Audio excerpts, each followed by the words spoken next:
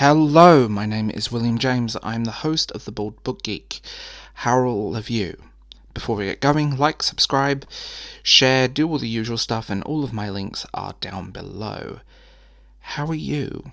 Today's little chat is about George Orwell's 1984, a classic dystopian novel that gets dismissed by the wider population as incel lit, as propaganda, as, oh, it's dismissed because it's a classic.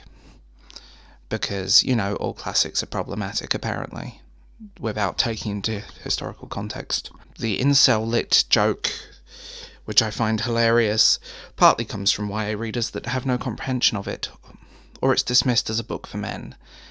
To me, this remains one of the most important classics, and extremely fitting for today's society.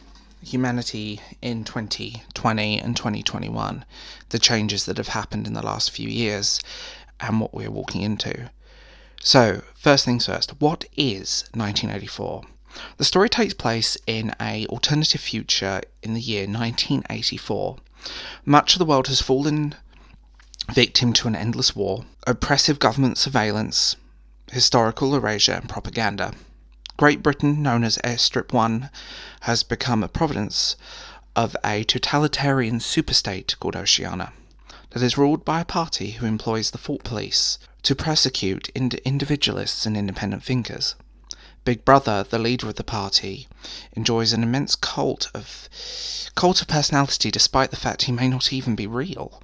The protagonist, Winston Smith, and works with the outer party members who secretly hate the party and dreams of rebellion. He enters a forbidden relationship with a colleague, Julia, and starts to remember what life was like before the party came in. 1984 is a classic example of political and dystopia fiction. Words such as Big Brother, doublethink, thought crime, newspeak, memory hole, 2 + 2 = 5, 2-minute hate, telescreen, room 101. This novel is a classic, and we are walking into this kind of situation. I firmly believe we are. We are walking into this dystopia where if you are not with us, or you are one dot out of a certain viewpoint, you end up being ostracized and attacked. Censorship of apps, whether you agree with people or not, whether you agree with thoughts and opinions of other people. The people that do this stuff chime on, and I see it in the book community online, anti-censorship, anti-this, anti-that. The problem is with these people is that you can go down this rabbit hole, but you only seem to care about these things if they agree with you, if they are your political opinion, if they're your politics, if they are your viewpoint of the world. We are walking into this.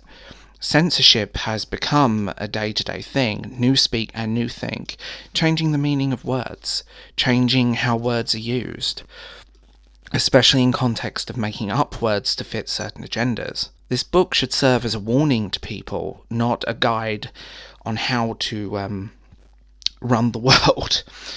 And sadly, the most notable theme being censorship, especially with the Ministry of Truth, where photograph public archives are manipulated to rid them of unpersons, people who have been erased by history by the party. We're seeing this now. History is getting rewritten. There is a small group of people that are trying to blackwash history.